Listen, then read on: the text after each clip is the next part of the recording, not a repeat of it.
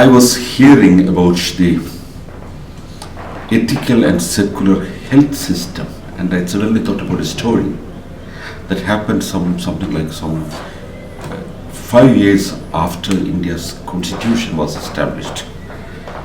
The story was told by my father. I remember this very well because that's a story of a couple who married interreligious.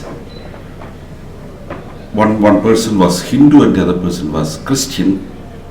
And after the marriage, they were thrown out of the houses, of course, and brought back to their houses for a safe delivery when the lady was pregnant.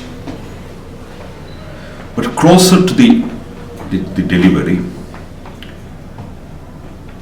the lady was repeatedly asked, was a Hindu by birth but non-believer, of course, that she should convert to Christianity. She did not take it very serious. But later labor pain begins and her husband was away, and the family which has a lot of bishops and priests, presses for the conversion, otherwise they would not take her to a hospital. And she has labor pain. And later in the evening, the husband comes and simply told that she would not be taken to a hospital, and it's far away meantime, and it's evening, and monsoon rains begins, and the family insists that conversion now, right now, or no hospital. No way. Otherwise, what they should do? Go out of the house. That was the kind of pressure they made upon this conversion. And the husband holds the hand of the lady, goes out of the house in the rain, and walk along. And they don't know what to do. And the nearest possible house they could remember was the lady's house that was 12 kilometers away, and the last bus was gone. And they walked, and the labor began, and rains have been there, and they sat in between, and somehow by morning 5 o'clock the lady reaches this house of hers just outside the fence. She falls down and delivers a child in the rain, in the open, without converting. And such a child, it's very difficult to survive, but it survived. And that was me.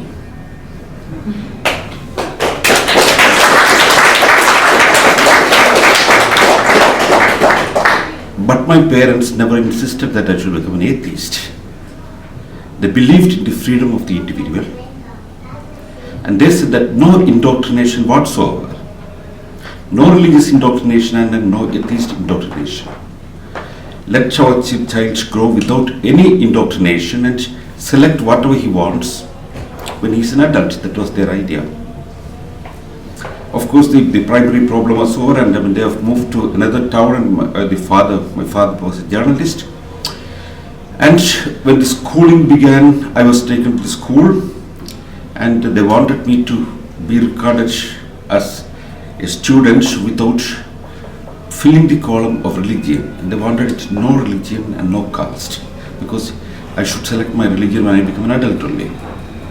And he had to fight. And under great pressure and media pressure, it was recorded in the school documents that this child does not have a religion and does not have a caste.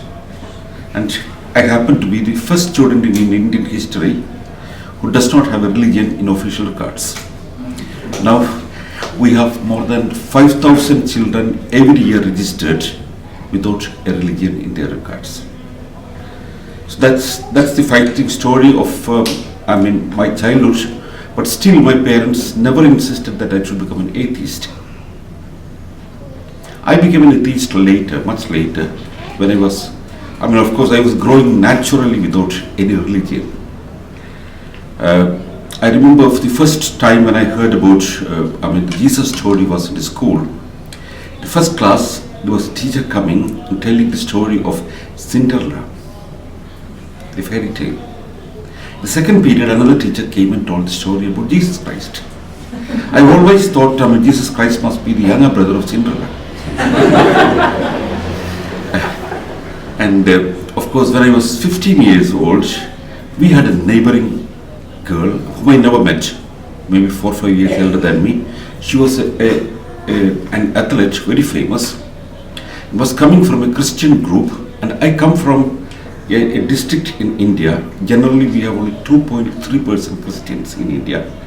But my district, where I was growing, had the highest population of Christian density, which is known as Kottayam in Kerala. And of course, this lady has a kind of blood cancer, which can be cured by some blood transfusions and some medicine.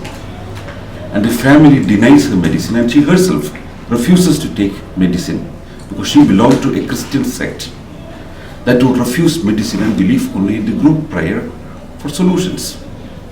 But later, of course, the media was discussing so vehemently about this thing, and the girl herself started asking for medicine. No, the family refuses, and she simply succumbs to it.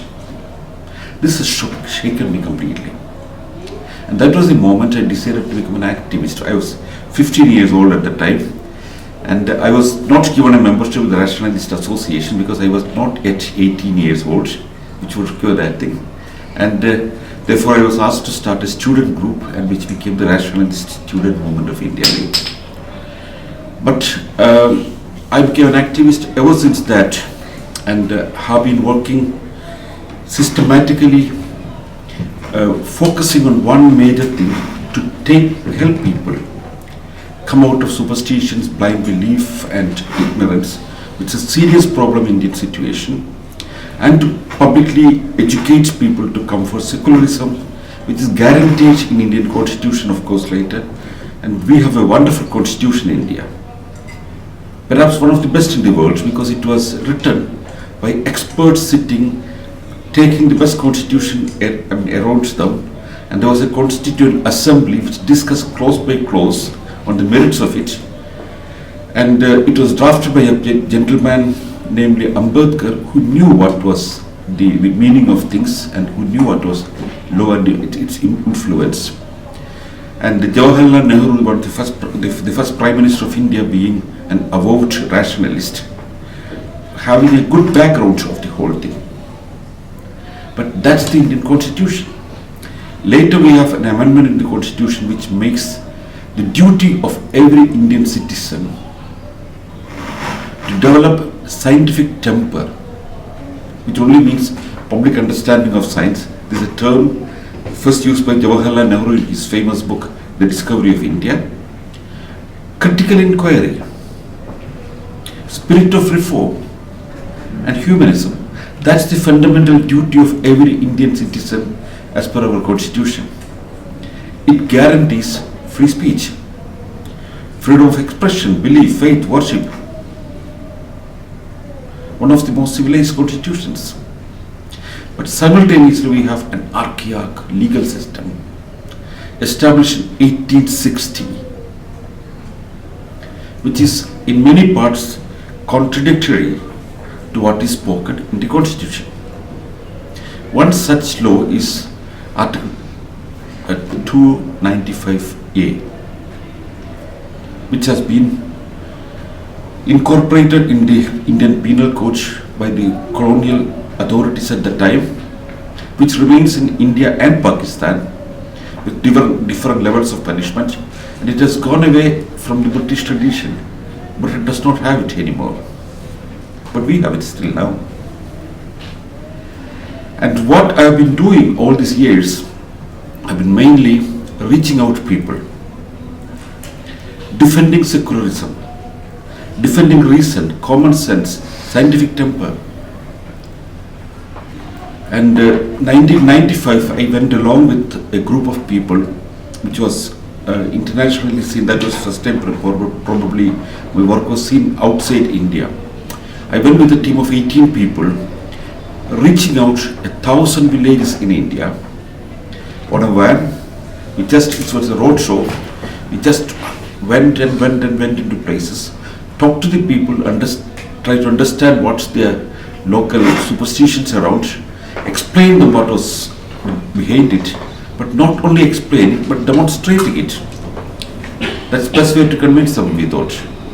And of course, internationally this was seen and nationally also, of course, it was reported very well. Channel 4 came all the way from Britain, travelled with us, and made a 3-episode documentary on it, namely the Guru Busters, like the Ghostbusters. Some people call me the Guru Buster. So this was a very successful campaign. Nowhere in these 1,000 villages, maybe 3,000 public meetings we attended in a year at the time. Not at a single place we were attacked. Not at a single place there was any kind of violence against what we've been speaking. Because we used such a wonderful language of tolerance, but still spoke whatever we wanted to speak, defending reason, defending common sense, and educated people against superstition. This was acclaimed so well. Later we developed a kind of a program which is known as the rationalist reality theatre. We get a lot of people trained in whatever these holy men would do in India. Most of them are not Christian but Hindus, because we have a large population of Hindus in India. And there's a fear psychosis that works so well in India. The astrologers, the tantrics, the holy men, all these kind of people spread a kind of an atmosphere which keeps people in permanent fear. Right from the auspicious and inauspicious time. Or getting a lady, into marriage, if she's Manglic, that's a special astrological position, the guy would die and he's afraid to marry her. Or astrologers decide what's to be done. Or politicians decide when they should take an oath of to get power, and decided by local astrologers. Or prime ministers deciding that Vastu, something like Feng Shui, is an important thing, and they demolish one side of the entrance of the prime minister's house and make another one on the other side to ensure that they remain in power for 5 years and go out of power after 12 months. Such a situation exists at one side, and people like Satya Sai Baba, the holy man, was powerful than any other person in India, who commanded such kind of an influence that at one time the President of India, Shankar Dayal Sharma, was his disciple. The same time the Prime Minister of India, P.V. Narasimha Rao, was his disciple. The Chief Justice of India, P.N. Bhagavati, was his disciple. The top businessmen were his disciples. The Speaker was a disciple. The judiciary, executive, and the government, everything. And he's no more now, an airport of his own, a railway station of his own, a series of institutions and schools and colleges of his own. And his annual budget was more than the annual budget of the state he was working with. And of course, everything was controlled by a trust, the Satya Sai mission. And there was only one trustee, the God himself. He said in his articles that I have created this universe, and moved his hand and produced some holy ash, and people flocked from the west to see him. And he has amassed a lot of wealth.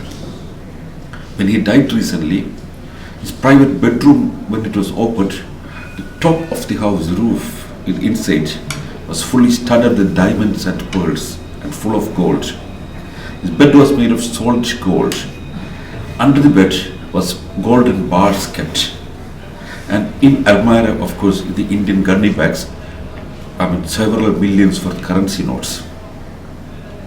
Of course, when he died, he was accused of so many different things. One was a pedophile, for example. The Telegraph publishes a series of stories about cases of victims speaking out publicly. India Today, one of the most respected weeklies, made a front page story about signed affidavits. Pioneer, the national newspaper, published a story on the front page. No arrest, no case, no questioning. 4 young boys were killed at his bedroom. There was an accusation what was happening, and they were point blank shot dead. There was a dispute or fight or whatever it was. No first information report even. And when he dies, you can see the photographs anywhere in YouTube and the internet. On his, in front of his dead body, sits the Prime Minister of India and the ruling party's chief. And some months before his death, the then President of India, who was a scientist, Dr. APJ Abdul Kalam, attends the meeting and writes a poem and submits to him. The solar system has become so beautiful, and Earth, the pearl, has become meaningful because it has given birth to Satya Sai Baba. And when Satya Sai Baba's birthday was celebrated and the holy man was celebrated by the government authorities, on the other side, people like me could go to the other television channels and publicly declare that he was a fraudster. That was the freedom we had in India. I could go to hundreds of meetings and reproduce whatever Satya Sai Baba was doing. At another site, the National Science Center, of which I am a resource person, I could train every year 300 young boys and girls, all the tricks behind this holy man, all the science behind the tricks of this holy man, and ask them to go back to their own schools and train 10 more people, and making 3,000 youngsters every year ready to fight against these kind of things. This was a contradiction in India.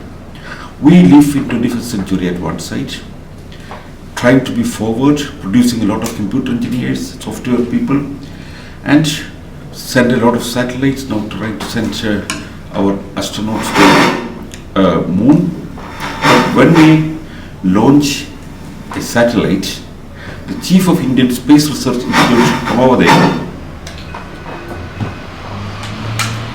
and break a coconut at the auspicious time so that the obstacles are removed. This is India. This contradiction is what India is. Or astrologers and tantrics and holy men control the fear psychosis.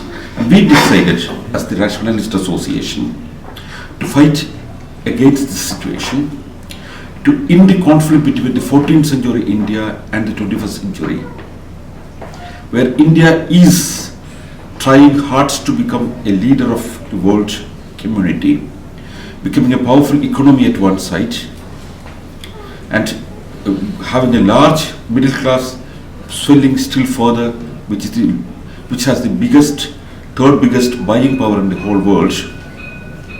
We have a middle class which buying power more than the entire population of the United States. It's growing very fast.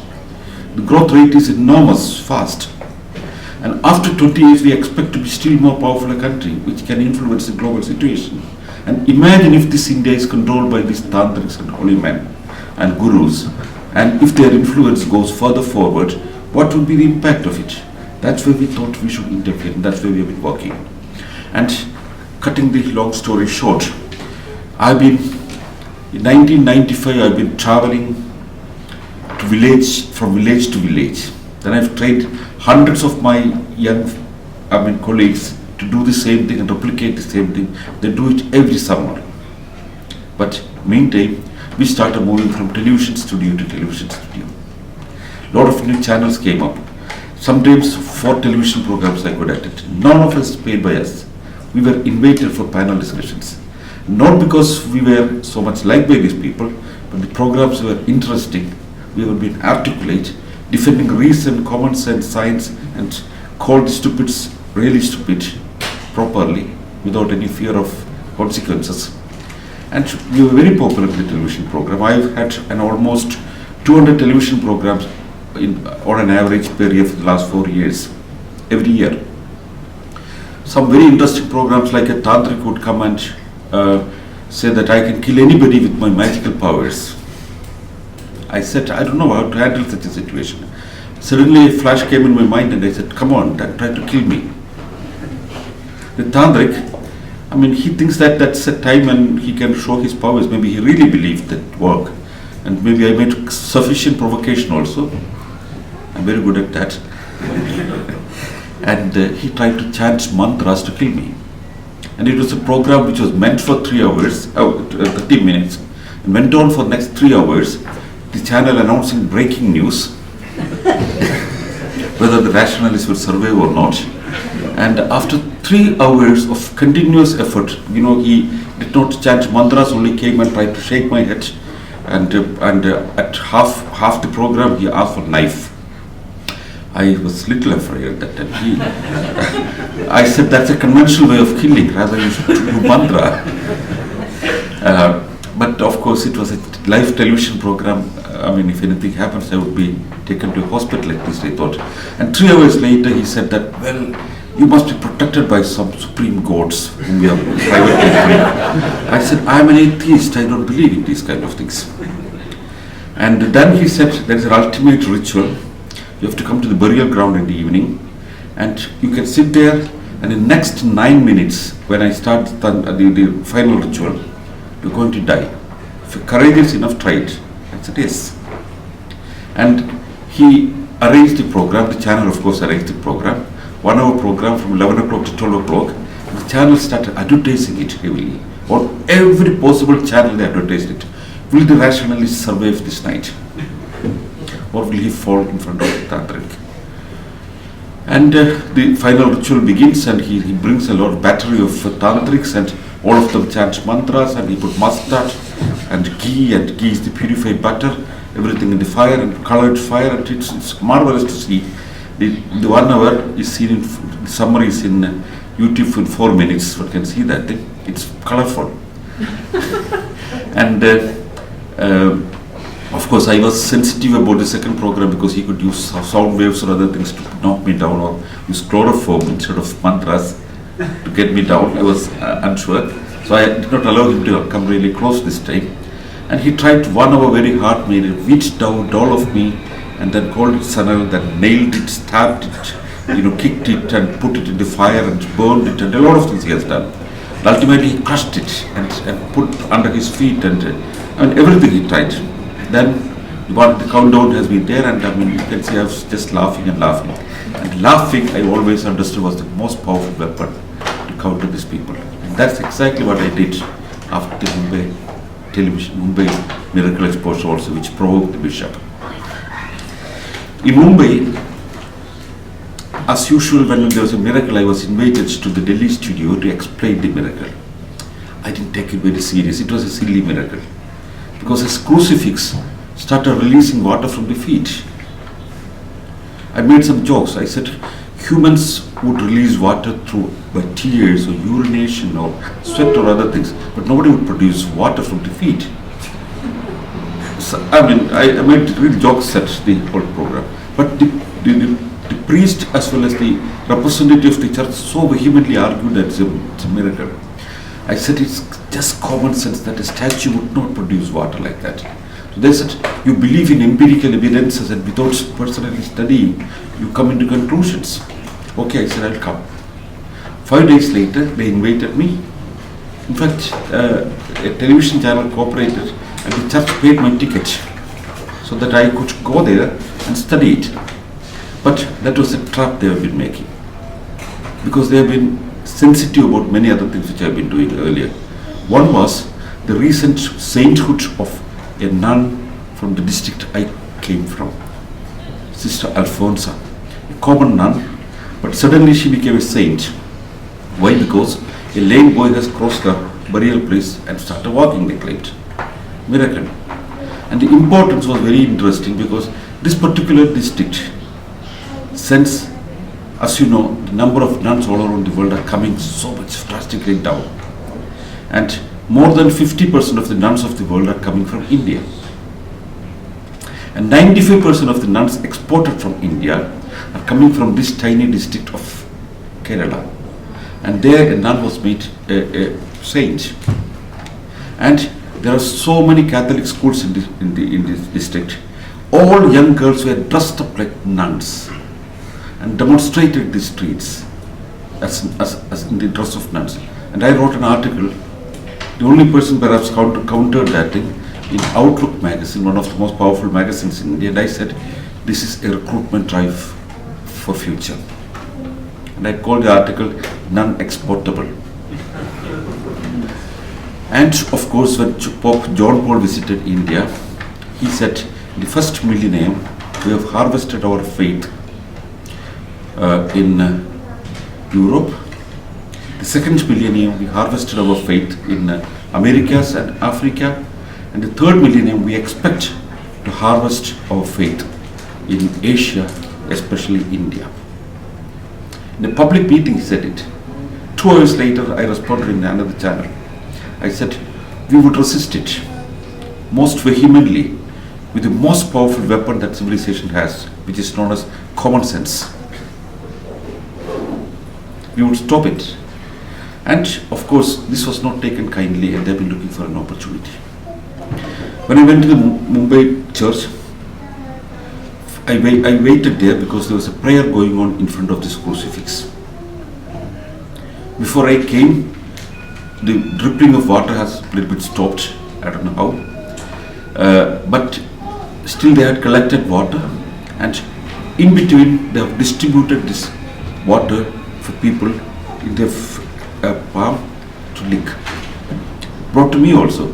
I said, can I get a little sample of it for chemical analysis? They said, no, you can take it in your hand only. I refused to take it. But people were licking it. And after the whole prayer was over, the priest comes and gives me a hammer. I said, why? So why don't you go and hit the statue and see if there is water trapped inside? I knew that was a trap. Because if I hit the statue, they would take a photograph and they would immediately say that we didn't allow it. So that's a different crime altogether. I tried to smite their statue. I said, I don't want it. Why don't one of your boys dig up the floor? He said, no, we don't want it. Rather, I looked around and found that the wall behind it was very, very wet. It was just 1 feet away only. There was algae there. And there was another wall just on the side which was 8 feet high, a little higher than the statue, its crucifix. That was also very wet. I went inside, looked for what's this, and found that the wall there is also totally wet. And there is nothing at the top. Then I looked for what's the source of this water, and very soon I found a toilet there, which had some water going on through a pipe. And where would this pipe go? It would go very close to this wall, and under this thing, it goes under the statue to the main drainage system. Okay, then I found a small flat stone which was covering this drainage line. I opened it. Suddenly one had to close the nose. It was stinky like anything. It was clogged water, which perhaps clogged for so many days. Quite a lot of water. And suddenly I understood what was happening. The clogged water, when water cannot go forward, further down, it climbs through the pores. That's known as capillary action, which one studies in this school. I wanted to reconfirm it. I took photographs of all the small things along with my colleagues. And I went and I found that the statue's feet and the cross has 2 inches distance, and there is a nail going on. I tried to touch the nail. It was wet. Above it, it was not wet. With the feet, it was wet. Very clear for me. I took photographs, close photographs of it. But I refused to give an answer there. What was it? Because I didn't want to provoke the crowd.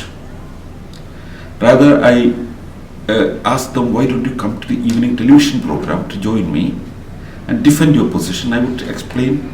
I don't have to come out with a decision now. I would like to study it, understand it, explain with my position in the evening. Of course, in the television program, 9 o'clock prime time, millions of people have been visiting. Of course, it was announced also. I explained with my charts and photographs and everything, what was it? How the clogged water has been climbing with evidences of the wall and everything. And there was a shock silence for some time from their side. Then the pandemonium began. They started shouting at me. A chorus began. They were hysteric. 5 people on the other side. The priest, the trustee, some lawyer, some organizations leaders, all coming from the church. And me alone on the other side. I could not speak much. As usual, I used my weapon, laughing. And whenever possible, I explain that this cannot be a miracle, this is it. And then, to my surprise, after 30 minutes, the Bishop of Mumbai, auxiliary bishop, wants to join the program. He telephones and he wants to get involved in the program. He comes in and he says that you are ignorant. That's the first statement he uses. I said, okay, fine. What's the matter? It could be, need not be a miracle, but miracles really happen. I said, look, what you speak is what is known as miracle mongering. Because every time when a saint is declared, there are two miracles attributed minimum. When Mother Teresa was declared a saint, it is not because of any work that she has done, but because a lady named Monica Besra told that her tumor has grown because she put a photograph of Mother Teresa on the stomach and prayed. Of course, she has been going to a hospital and had a surgery before that. And of course, and she made a wonderful English statement and signed she was illiterate. And Mother Teresa was made a saint. And there are 10,000 saints in the Catholic hierarchy. 20,000 miracles at least officially declared. So I would call this miracle mongering, and the bishop was very angry. You are insulting my religion. I said no. I would rather say that once you apologize for such mistakes, I would rather like to forget it, like John Paul II has done. He has apologized for any of these mistakes.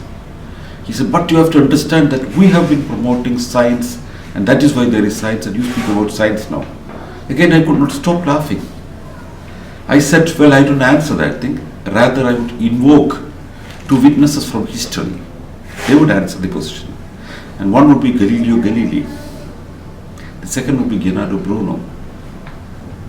And Bishop was very furious, of course. And at the end of the program, again this is on the YouTube, I was asked of dire consequences if I don't apologize for whatever I said. I said whatever I said primarily was this was not a miracle. This was just a plumbing problem. That has been an insult to our religion. You should apologize right now. I said, I don't. The bishop also insists that I should apologize. And apologize that should come from somebody who thinks he has done something wrong. I think I have done something very right. In fact, I helped you stop distributing this dirty water thinking that it's holy water. You should rather thankful to me. So the open program, they say that you will see the dire consequences this night itself. You will not see sunlight again. We will put you in prison. We know how to handle the legal system. They say in the live television program. I didn't take it very serious. I really did not take it serious because 30 years I've been working in this field. I'm very well known in the country. I'm a very well known writer in the country. And I'm on the national television so regularly. But the newspaper started reporting about 17 complaints filed against me, of which 3 have been accepted by this Article 295A. In this 295A, I spoke with my lawyers and understood that this law has 2 provisions. Number 1, it's cognizable. Means anybody accused of this law can be arrested without an arrest warrant. One need not go to court of law to get an arrest warrant. Number 2, it's non-bailable. Means there is no guarantee of a bail unless court explicitly gives a bail. I talked to very senior lawyers in my country. Some of them are defending me, and they said that the immediate legal remedy is very simple, that you should go to the High Court of Delhi and apply for an anticipatory bail. Don't go to a lower court but to a high court, because if I go to a lower court and by chance it's denied, the police can be waiting outside and arrest you immediately, so that your chance to go for an anticipatory bail is denied. That's how it works in India. I went to the High Court straight away telling that this danger is there, and it's not taken very seriously. The High Court said that, well, this is at the place of residence that you are applying. I said, not my lawyer said, such precedents are there. This is the place where apprehend and arrest. But then a battery of lawyers come from Mumbai to support the prosecutors, all sent by the Catholic Church. And they advise, and the prosecutor argues that there is no apprehension of arrest. Thirdly, I should go to Mumbai, not in Delhi. All were taken. And another funny argument that I heard was, if I am arrested, for example, I will be more protected from the fanatics than living safely outside. Therefore, it would be wiser to keep me in prison. Of course, I've never been ever attacked, and then it was denied. My lawyers moved to Mumbai High Court suddenly, again to avoid the old legal process. and it was turned down there also. So I understood what was happening. Very clear that they want to put me in prison. And of course, I started hearing about discussions in blogs and comments in the certain groups that we should get this guy at least one night in a prison and get a co-prisoner, stab him to death, and look after his family, the killer's family ever after. One night, and the way he has been laughing was so provocating, and he should be answered. Well, I understood what was happening, and I suddenly decided till I get a bail, at least I should be out of the country. But meantime, in between these two bail applications, I've been really literally hiding. And of course, from the hiding place, I would go to a television channel and attend my evening television program, go back again into my hiding. I was very clever in that thing. And after that, I decided to move out of the country. And but I had a pre-decided lecture tour in Poland for 20 days. And I just came out of India 10 days before the date, and started living with my friends in Finland. Of course, meantime, the whole media supported me. Nearly 150 articles came in all major national newspapers, including the Hindu, the Hindustan Times, Times of India, everywhere. Not a single article supported the church. Not a single one. Every single article defended my right. The international media has been reporting it, Wall Street Journal and New York Times and Times, everywhere. Everybody defended my right to speak what I want. But Indian legal system did not see it like that. So I had to virtually run out of the country. And meantime, when I was in Poland giving lectures, I heard, without an arrest warrant, police has reached my apartment to arrest me. 3 days later, I heard that first time after last 4.5 months, we get a letter that I should go to the police station to get arrested. Well, this was happened when I was in India also. The police officer would call at midnight over my telephone and said that, come to Mumbai to get arrested. I said, for what? We have complaints against you. I said, what's the complaint? You said something bad in the television. I said, you can obtain a copy of it. That's the biggest evidence. And it's on the YouTube also, you can see it. No, but we want you to come here. And we want to really question you. And the question has a stressing. I understand what it means. Well, that's the situation. Now, I try to fight out the case. I don't want to remain in Europe. I want to go back to India. I want to continue the struggle there in India. But I want to see that there is an atmosphere back in India where such things are possible.